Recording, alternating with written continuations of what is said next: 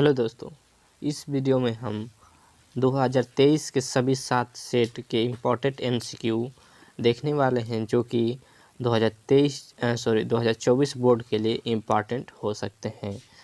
तो चलिए वीडियो को शुरू करते हैं बिना देरी किए। तो सबसे फर्स्ट क्वेश्चन है हमारा, कंकाल के लेखक कौन है? कंकाल के लेखक हैं जयशंकर प्रसाद। दोस्तों आप कापी और पेन लेकर बैठ जाइए क्योंकि लिखते चलिए, क्योंकि इसमें से बहुत ज़्यादा चांसेस है क्वेश्चन पूछने के। नेक्स्ट क्वेश्चन है, साकेत के रचनाकार मैथिली शरण गुप्त हैं जी हैं।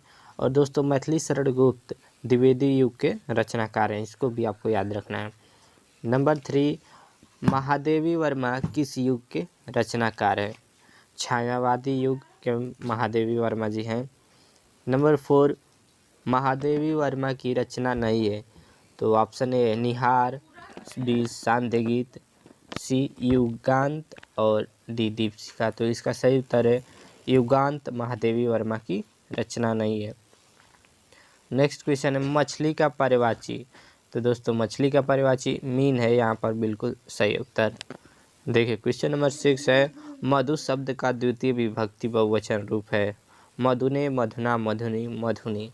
तो डी वाला ऑप्शन बिल्कुल सही उत्तर है। देखिए मधु है जो है, और जितने भी शब्द रूप और धातु रूप है उनको आपको ज़रूर याद कर लेना है, क्योंकि उनसे 2-3 क्वेश्चन आएंगे बोर्ड में, और यदि आप याद कर लेते हैं तो कहीं भी 2 से 3 नंबर नहीं जाएगा।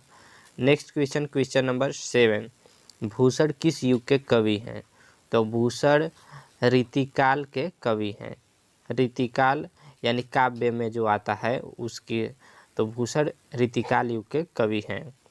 क्वेश्चन नंबर 8 है, ललित ललाम किसकी रचना है? तो सही उत्तर है मतीराम जी की है। क्वेश्चन नंबर 9 है, यशोधरा की रचना किसने की? मैथिली शरण गुप्त जी ने किया है। मैथिली शरण गुप्त जी द्विवेदी युग के कवि हैं, द्विवेदी युग के रचनाकार हैं। आंगन के पार की रचना किसकी है? आंगन के पार की रचना अज्ञेय की है। अज्ञेय तार सप्तक के रचनाकार भी हैं। क्वेश्चन नंबर 11, दीपशिखा काव्य संग्रह किसकी रचना है? तो दीपशिखा महादेवी वर्मा जी की है। महादेवी वर्मा शुक्ल युग के रचनाकार हैं, तो ये आपको याद रखना है। अभी हम आगे देखते हैं, शुक्ल युग के नाटककार कौन है? तो रामकृष्ण प्रेमी जी जो हैं ये शुक्ल युग के नाटककार हैं, तो आपको याद रखना है। इस तरह के क्वेश्चन आते हैं, शुक्लोत्तर युग के कौन रचनाकार हैं? देखिए रीतिकाल के वीररस के प्रसिद्ध कवि भूषण जी हैं, ठीक है, तो इसको आपको याद रखना है। ये सभी क्वेश्चन बहुत ही इंपॉर्टेंट हैं जो कि 2023 के 7 सेट में पूछे जा चुके हैं। क्वेश्चन नंबर 14, रामचंद्रिका के रचनाकार केशव दास जी हैं। केशव दास जी भी रीतिकाल के कवि हैं, ठीक है। नेक्स्ट क्वेश्चन, क्वेश्चन नंबर 15 है, प्रिय प्रवास किसकी रचना है? तो अयोध्या सिंह उपाध्याय हरिऔध की यह रचना है। क्वेश्चन नंबर 16 है, राम की शक्ति पूजा के रचनाकार कौन है? सूर्यकांत त्रिपाठी जी हैं। क्वेश्चन नंबर 17, निम्नलिखित में से कौन प्रगतिवादी युग का कवि नहीं है? तो यहाँ पर आप देख सकते हैं नागार्जुन, त्रिलोचन, केदारनाथ अग्रवाल, भारतेंदु हरिश्चंद्र। तो इसका सही उत्तर है भारतेंदु हरिश्चंद्र, क्योंकि भारतेंदु हरिश्चंद्र जी भारतेंदु युग के लेखक हैं, ठीक है। अब नेक्स्ट आगे देखते हैं क्वेश्चन नंबर 18।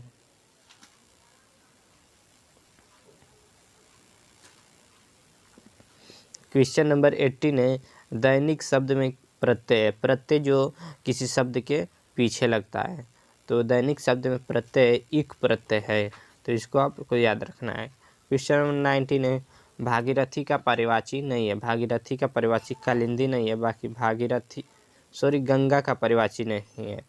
तो गंगा का पर्यायवाची भागीरथी है, सूर्य सरिता है, लेकिन कालिंदी नहीं है। इसके अलावा देव नदी भी गंगा का पर्यायवाची है। क्वेश्चन नंबर 20 है, झूठा सच किस विधा की रचना है? तो झूठा सच उपन्यास विधा की रचना है, इसको आपको याद रखना है। क्वेश्चन नंबर 21, अनंत आकाश के रचनाकार जयप्रकाश भारती जी हैं। तो सभी क्वेश्चन बहुत ही इंपॉर्टेंट है बोर्ड के लिए, आप सभी को लिख कर याद कर लीजिएगा। क्वेश्चन नंबर 22 यहाँ पर है, पंचांग दर्शन के लेखक कौन है? तो मथुरानाथ शुक्ल जी हैं पंचांग दर्शन के लेखक। सारंगधर के रचनाकार कौन है? हमीर रासा। और यहाँ पर पृथ्वीराज रासो की भी रचना किए थे चंद्रबरदाई जी, तो इसको भी आप को याद कर लेना है। क्वेश्चन नंबर 24 है, छायावादी युग की प्रमुख विशेषता है? तो छायावादी युग में श्रृंगार और प्रेम वेदना इसकी प्रमुख विशेषताएं हैं। ऐसे क्वेश्चन पूछे जाते हैं। क्वेश्चन नंबर 25 है, शुक्लोत्तर युग के लेखक कौन है? तो इसको आपको ज़रूर से याद कर लेना है, यह बहुत ज़्यादा क्वेश्चन कई सेटों में पूछा गया क्वेश्चन है। वसुदेव शरण अग्रवाल शुक्लोत्तर युग के लेखक है वासुदेव शरण अग्रवाल। क्वेश्चन नंबर यहाँ पर 26 है, साकेत किस युग की रचना है? तो साकेत है द्विवेदी युग की, जो कि मैथिली शरण गुप्त की रचना है। क्वेश्चन नंबर 27 है, भारत दुर्दशा किस युग विधा की रचना है? तो एकांकी की रचना है भारत दुर्दशा, और इसे लिखे हैं भारतेंदु हरिश्चंद्र, यह भी आपको याद रखना है। क्वेश्चन नंबर 28, बिहारी किस युग के कवि हैं? तो रीतिकाल युग के कवि हैं बिहारी। क्वेश्चन नंबर 29, यहीं कहीं पर बिखर गई वह भग्न विजय माला सी, इसमें कौन सा अलंकार है? तो देख एक बार फिर से पढ़ते हैं इसे, यहीं कहीं बिखर गई वह भग्न विजय माला सी। तो यहाँ पर दोस्तों सी आया है, सी हो तो यहाँ पर उत्प्रेक्षा अलंकार है। नेक्स्ट है, निर्जन शब्दों में कौन सा उपसर्ग है? तो निर्जन में उपसर्ग है नीर, उपसर्ग जो शब्द के पहले लगता है, तो यहाँ पर नीर उपसर्ग है। नेक्स्ट है, धनुष का परिवाची क्या है? धनुष का परिवाची क्या है? तो कोदंड धनुष को ही कहते हैं, तो धनुष का परिवाची कोदंड है।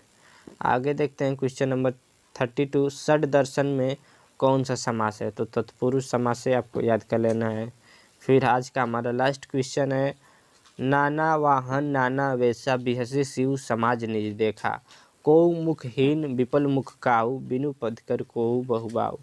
तो इसमें कौन सा रस है बताना है हमें, तो इसमें हास्य रस है। तो दोस्तों आशा करते हैं यह वीडियो आपके लिए हेल्पफुल है। तो मिलते हैं इसी की तरह किसी अन्य वीडियो में, नॉलेजफुल वीडियो में। ठीक।